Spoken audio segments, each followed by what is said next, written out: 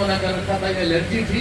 अंडा करी को देख के अपनी शक्ल देखी तो मुझे 4 मिसरे हुए थे उस वक्त पूरा दफन पड़ा कि अंडा करी को देखकर मेहमान ने ये कहा, अंडा करी को देखकर मेहमान ने ये कहा, माँ बाप से भी इनकी करा देते मुलाकात। अंडा करी को देखकर मेहमान ने ये कहा, माँ बाप से भी इनकी करा देते मुलाकात। झंझट ये बोले, इनके तो माँ बाप नहीं है, फिलहाल इन यतीम के ही सर पे रख दो।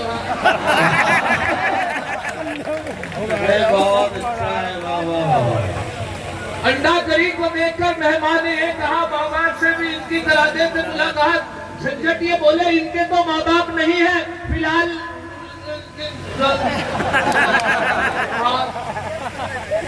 अब हालत ये कि साहब उसके बावजूद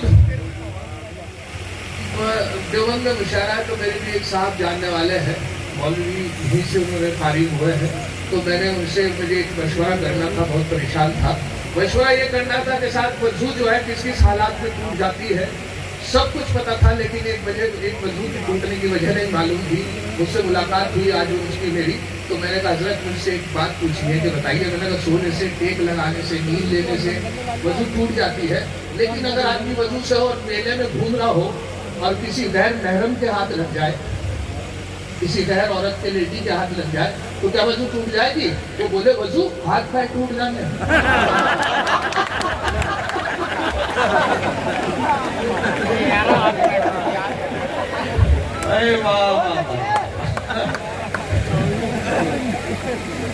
अब फरमाने इसी हवाले से 4 मिसरे पेश कर रहा हूँ कि थाम कर हाथ जो धन्नों का मैं एक दिन बोला, थाम कर हाथ जो धन्नों का मैं एक दिन बोला, तुझको देखूं तो मनवा में कसम हुई। थाम कर हाथ जो धन्नों का मैं एक दिन बोला, तस्वीर पेश कर रहा हूँ मुलाजा कर ले कि थाम कर हाथ जो धन्नों का मैं एक दिन बोला, तुझको देखूं तो मनवा में कसम हुई करी। मुंह पे झापड़ जो पड़ा, गूंज उठा कानों में, प्रेम का छुटिया पटाखा तो धमक हुई करी। प्रेम का छुटिया पटाखा तो धमक होने करी। और एक बार उसे मैंने बस यूं ही मारी थी, यूं ही मारी थी। बहुत पुराने शायर हुए हैं मरहूम मुजफ्फर नजमी साहब, उनका एक शेर बड़ा कोट होता है, संसद भवन में नेता लोग बड़ा कोट करते हैं कि जो भी देखा हालात की नजरों में, लम्हों ने खता की थी सदियों ने सजा पाई, लम्हों ने खता की थी सदियों ने सजा पाई। उसमें 3 मिसरे मुलाजा करके तस्वीर पेश कर रहा हूँ कि एक बार उसे मैंने बस आंख यूं ही मारी थी, वो बन के मेरी बेगम घर साथ चली आई। एक बार उसे मैंने बस आंख यूं ही मारी थी, वो बन के मेरी बेगम घर साथ चली आई। अब हाल मेरा यह है, 10 बच्चों का अब्बा हूँ, लम्हों ने खता की थी सदियों ने सजा पाई। लम्हों ने खता की थी सदियों ने सजा पाई। और एक और कहावत है, उसमें भी आप 4-3 मिसरे लगाए मुलाजा कर ले। बहुत पुरानी मुहावरा है, 100 सुनार की एक लोहार। हर जगह इस्तेमाल होती है रोजमर्रा की जबान में, 100 सुनार की एक लोहार की। उसमें 3 मिसरे सुन ले कि औलाद 101 थी जो एक लोहार की, औलाद 101 थी जो एक लोहार की, बीवी से बोले ये मेरी दौलत है प्यार की। औलाद 101 थी जो एक लोहार की, बीवी से बोले ये मेरी दौलत है प्यार की। बीवी का था जवाब, अच्छी रहने दो मियां, इनमें है 100 सुनार की बस एक लोहार। औलाद 101 थी जो एक लोहार की, बीवी से बोले ये मेरी दौलत है प्यार की। बीवी का था जवाब, अच्छी रहने दो मियां, इनमें है 100 सुनार की। अब अच्छा, एक कारी साहब ने निकाह पढ़ा रहे थे, इत्तेफाक ये था कि लड़का लड़की सामने बैठे हुए थे, लड़की घूमे निकाले बैठी थी, लड़का सामने बैठा हुआ था। निकाह जैसी मुकम्मल हुआ तो लड़के ने कारी साहब से पूछा, कारी साहब क्या हदिया दिया जाए, क्या फीस आपकी? तो कारी साहब से पहली बार किसी ने ऐसा सवाल किया था, तो उन्होंने भी जवाब इसी तरीके से दिया कि आपने अपनी बीवी को तो देखा होगा कि जी, तो उसकी खूबसूरती के हिसाब से पैसे देते। अब जब शर्त हो गई कि खूबसूरती के हिसाब से पैसे दे दी जाए, तो सिर्फ लड़के ने 10 का नोट निकालते कारी साहब के और मायूस हो गया, मैंने अजीब शर्त रखी है, तो खूबसूरत भी इतनी ऊँची के मैंने ये शर्त रखी, 10 का नोट। खैर उन्होंने भी मायूसी से जेब में रखे, इत्तेफाक देखे थे, दोनों उठ के गए। इत्तेफाक से लड़का पहले उठ गया, लड़की जैसे उठी तो उसका घूंघट उठ गया। कारी साहब ने शक्ल देख ली, कारी साहब ने जब शक्ल देख ली तो लड़के को बुलाया कि बेटे घर आओ, कि जी के बाकी पैसे लेते जाओ।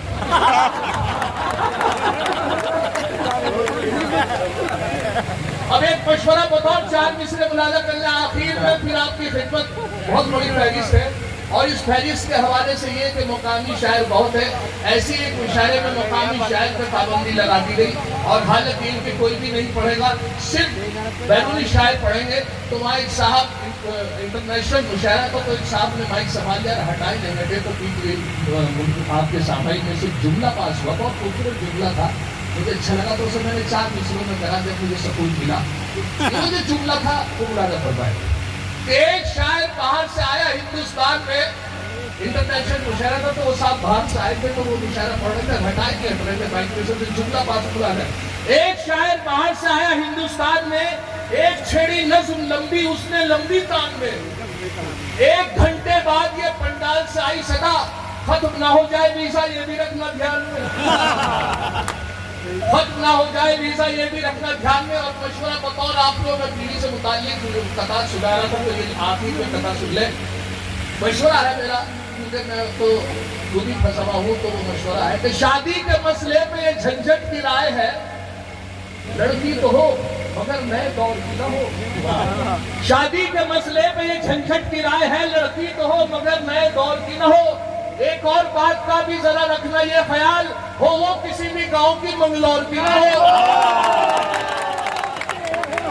ईमानदारी के साथ पूछना चाहता हूँ, अब आप ही पैसे ले जाओ। तो सज्जाद भाई, इससे पहले कि आगे कुछ पढ़े, सज्जाद भाई उठिएगा, इससे पहले आगे कुछ पढ़े, मैं आपसे एक सच्चा सवाल करना चाहता हूँ, और उम्मीद करता हूँ कि आप सच्चा जवाब देंगे। आप में से जितने लोग हैं, ये बताएं कि अगर ये मुशायरा आपको कामयाबी की मंजिलों की तरफ जाता हुआ नजर आ रहा है, तो जितने लोग इसे मुशायरे को कामयाब समझ रहे हैं, वो जरा अपना दाहिना हाथ ऐसे हवा में उठाएं। अच्छा, अल्लाह ने आपको बाया भी दिया, तो जरा ऐसे भी उठा लें।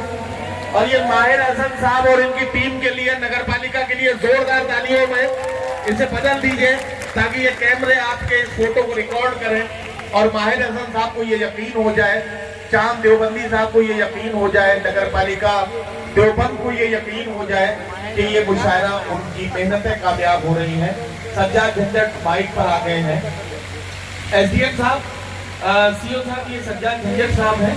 ये इनका कमाल ये है कि ये शायरी तो सुनाते ही हैं, लेकिन ये बहुत अच्छे मिमिक्री आर्टिस्ट के तौर पर भी हिंदुस्तान भर में और दुनिया भर में पहचाने जाते हैं। तो मैं ये चाहता हूँ, इनका एक हंसने वाला आइटम है, बहुत लोग पसंद करते हैं, जहाँ ये जाते हैं वहाँ जरूर सुना जाता है।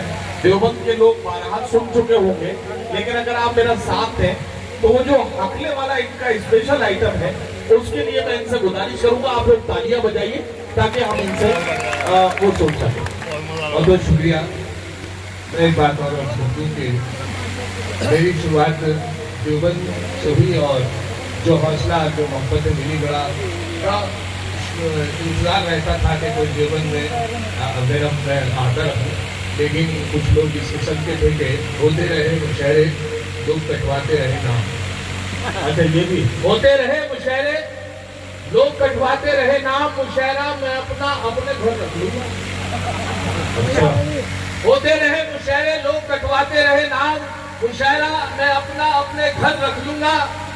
और अगर झंझट ज्यादा फैलाया इन दंगाइयों ने, झंझट नाम काट के बुलडोजर रख लूंगा।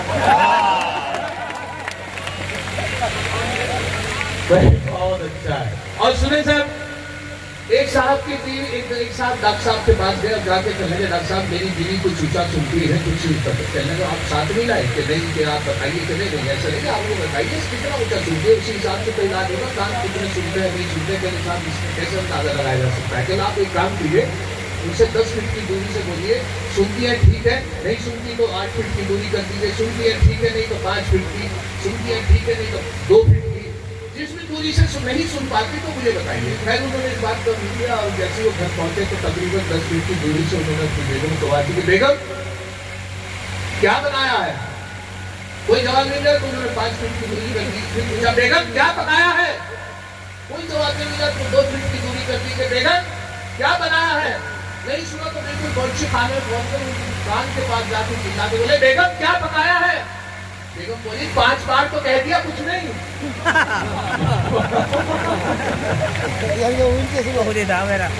अब मुलाजा करने के सच है इसका खुलासा कर ना पाए मौलवी, सच है इसका खुलासा कर ना पाए मौलवी, 3 बार तलाक आखिर किस लिए कहना पड़ा। सच है इसका खुलासा कर ना पाए मौलवी, 3 बार तलाक आखिर किस लिए कहना पड़ा। एक बार की बात तो सुनती नहीं है औरतें, 3 बार तलाक झंझट इसलिए कहना पड़ा।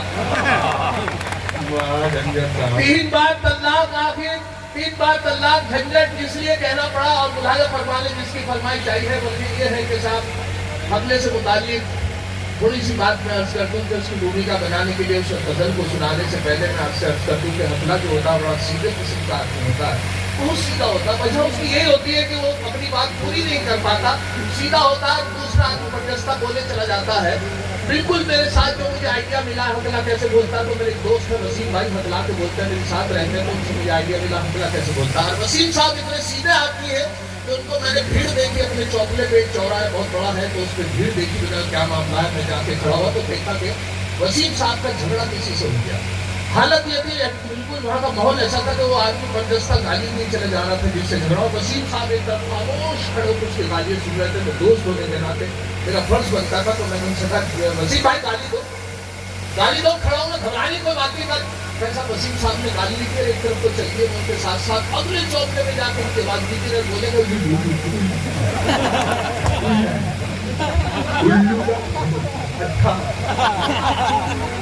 झगड़ा यार, झगड़ा वहां हुआ, गाली यहाँ दे रहा हूँ मेरे बाप के साथ था, तो घबराने क्या बात थी,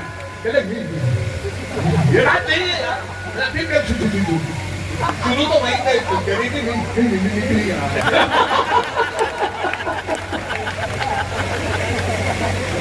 अच्छा एक और छोटी सी बात अर्ज कर दूं, वो ये इस तरीके से जल्दी से वो ये है कि साहब एक साहब अकला के बोलते थे उनकी शादी हो गई, वो हमले में शादी हो गई। शादी की पहली रात जब अपनी वाइफ के कमरे में पहुंचे तो लंबा सा घूंघट निकाले बैठे थे। बहुत देखे मुलाजा फरमाए कि जब करीब पहुंचे तो बैठने की इजाजत मांगने लगे, कोई जवाब नहीं मिला तो खुद ही बैठ गए। जब कोई जवाब बैठने की इजाजत मांग रहे हैं फिर सब कोई जवाब नहीं मिल रहा, खुद ही बैठ गए।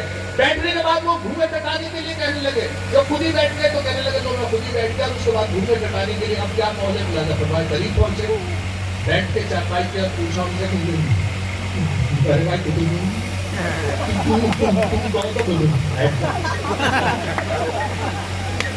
कोई ऐसा नहीं हुआ, फिर कोशिश की, अरे भाई उनका होता कोई जवाब नहीं मिला तो खुद ही बैठ के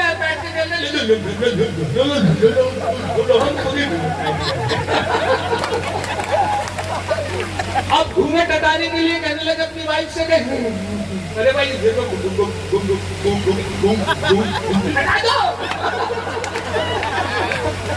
कोई ऐसा नहीं हुआ, कोई जवाब नहीं मिला, फिर कोशिश की अरे भाई ये हटा दो, एकदम बर्जस्ता आवाज आई था हटा देते। कहने लगे कमाल हो गया, तुम तो मेरी बहन